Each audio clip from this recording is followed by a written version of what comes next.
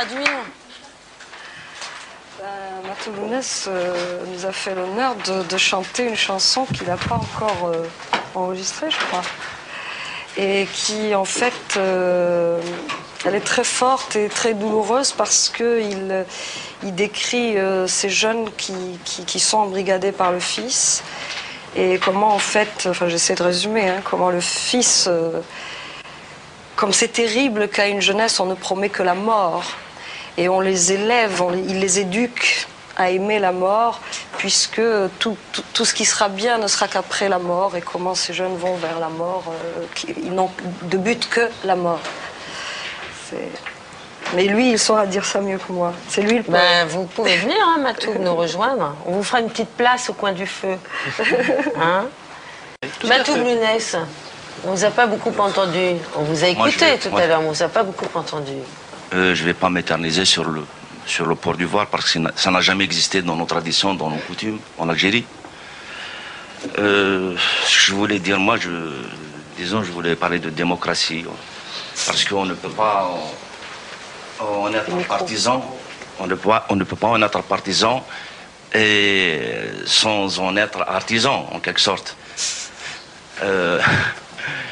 Et aujourd'hui, on parle de menaces, on parle de tout, des journalistes menacés. Souvent, le mot journaliste revient. Je voudrais juste faire un petit récapitulatif en arrière.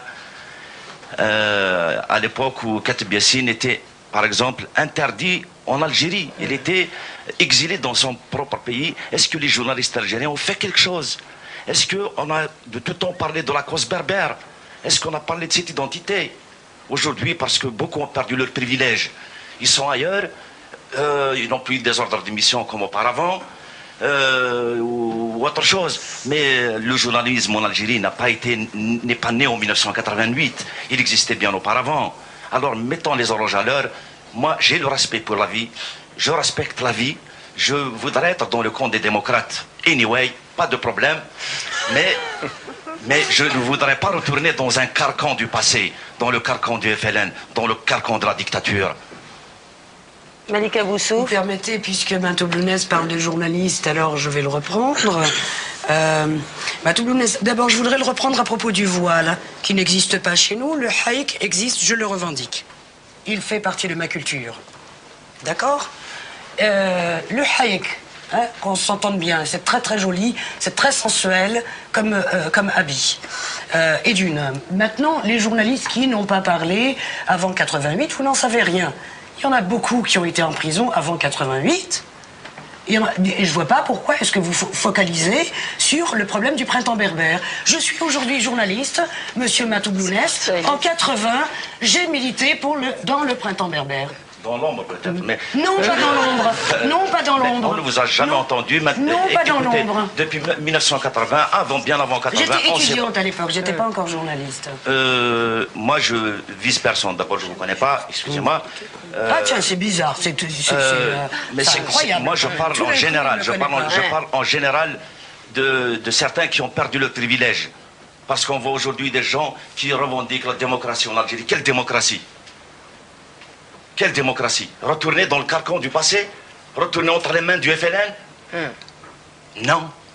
Khalida. Éclairons les lanternes. Oui, je pense que... je pense que Matou, ce qu'il veut dire, c'est que, en fait, il y a des gens qui... je pense particulièrement au FLN qui était à Rome pour les accords dits de paix.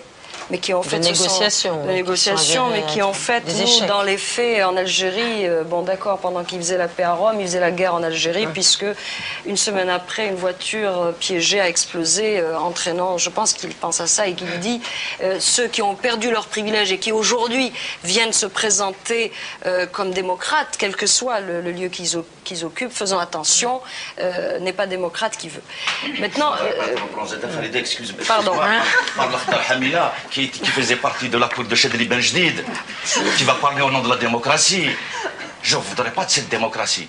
D'accord. Je ne la veux pas. Oui. Ouais. Mais par rapport au voile... Elle est comment la démocratie, la vôtre, Matou? La démocratie n'est viable qu'à partir du moment qu'on croit en elle. Oui, d'accord, mais encore.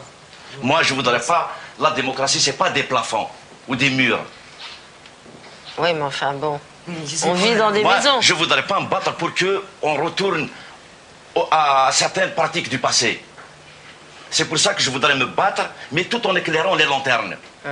Comme disait la cigale et la fourmi. Où étiez-vous en temps chaud? Je chantais le bout des plaies. Eh bien, dansez maintenant. Où était-il en temps chaud? Le journalisme n'a pas existé. Il ne fait que dans la 88 en Algérie. dénonciation ce soir, Matou Blounès. Parce que j'ai des mains propres. J'ai ma conscience. C'est pour ça que je n'ai pas peur. Ni des démocrates, ni des islamistes, ni du pouvoir. Vous avez vu ce que la troupe de Marco là, a fait pendant que vous parliez? La résistance a été toujours un mode de vie chez nous. J'ai pas vu qu'est-ce qui était écrit. Résistance et existence. Chez nous, nous, Kabyles, on a toujours résisté. Chanter en Kabyle, c'est de la résistance. On a été opprimés. On ne veut pas de nous. On n'a jamais rien fait pour cette culture. La preuve, ça fait 8 mois que l'école, il y a le boycott de l'école. Parlons-en. Qu'est-ce qui a fait naître ces mutants? Qu'est-ce qui a fait que nos pseudo-intellectuels ont contribué à la faillite de ce pays? Pas tous. Les intellectuels, normalement, c'est l'avant-garde, c'est l'élite. Où étaient-ils contre le pouvoir massacré, contre le pouvoir torturé? Ils se faisaient torturer, monsieur Matou Blounès. Ils étaient là. Khalida. Non, mais je pense que si... Enfin, je ne veux pas parler au nom de Matou, mais je pense que ce qu'il veut dire, c'est que nous sommes tous... Moi, j'adore. Depuis tout à l'heure, elle essaie d'expliquer ce que me dit Matou Blounès. Bah oui, oui, parce que je suis vraiment pour la sérénité. Il devrait essayer de... Donc, non, pas d'expliquer. J'essaie de dire ce que moi, j'en comprends. C'est que chacun, à sa manière, a été... responsable, soit parce qu'il n'a pas vu les choses venir, c'est ce qu'on dit d'ailleurs dans le livre, soit par 1970 que je me bats. Voilà. Mais j'ai été arrêté, j'ai été mitraillé, j'ai été séquestré. C'est ma révolte qui a grandi. C'est cette révolte qui m'a poussé à dire ces choses. Oui. Je voudrais pas être parrainé par des lascars, des gens qui ont contribué à la faillite de ce pays. Oui. Oui, mais alors... Vous savez, c'est un... Pardon. Elisabeth Chemla, honneur aux femmes, après Farad. Non, je crois que c'est un cri personnel qui, me semble-t-il, traduit assez bien le cri de toute une génération. Et cette génération qui a en gros entre 30, 35 ans et 50 ans aujourd'hui, dont une grande partie se dit, et nous sommes obligés d'admettre, est démocrate, parce que ça n'est pas parce qu'un pays n'a pas encore eu l'occasion de démontrer qu'il pouvait être démocrate qu'il ne se sent pas démocrate. Donc cette génération-là, elle se sent démocrate. Elle veut pour l'Algérie une démocratie. Et le drame que l'on entend à travers ce cri, c'est que cette génération a l'impression d'être prise en étau et de ne pas arriver à se faire entendre, alors que, comme l'a dit Khalida, comme l'a dit Malika, c'est elle qui fait tourner ce pays. Et je crois que notre responsabilité, dans la mesure où nous en avons une aussi, c'est d'essayer de faire qu'on entende que cette génération existe, qu'elle fait tourner la machine algérienne et qu'elle veut autre chose que toute cette terreur qui, de part et d'autre, essaye de l'empêcher de faire de l'Algérie ce qu'elle a envie de faire. Et elle représente des millions et des millions de personnes. Par exemple, le Mouvement pour la République, qui a été créé il y a 1 an et demi, avec au départ 5000 signatures de la quasi-totalité des dirigeants de la société civile. Eh bien, avec en plus l'Union générale des travailleurs algériens, qui représente 3 millions de syndiqués, plus des tas d'autres organisations, je ne vais pas entrer dans le détail. Mais ce sont, au bas mot, presque 10 millions d'Algériens qui ont manifesté qu'ils ne veulent pas tout ça et qui n'arrivent pas à se faire entendre parce que les deux autres qui les prennent en étau monopolisent les médias, les moyens l'information, oui. Bien entendu. Et nous devons savoir qu'ils existent et c'est eux que nous devons aider. C'est eux que nous devons aider puisqu'ils appellent désespérément à autre chose. Merci Elisabeth Chemla. J'ai enfin compris ce que voulait dire Matou Blounès. Merci Elisabeth Chemla. On va terminer cette émission avec la résistance en France.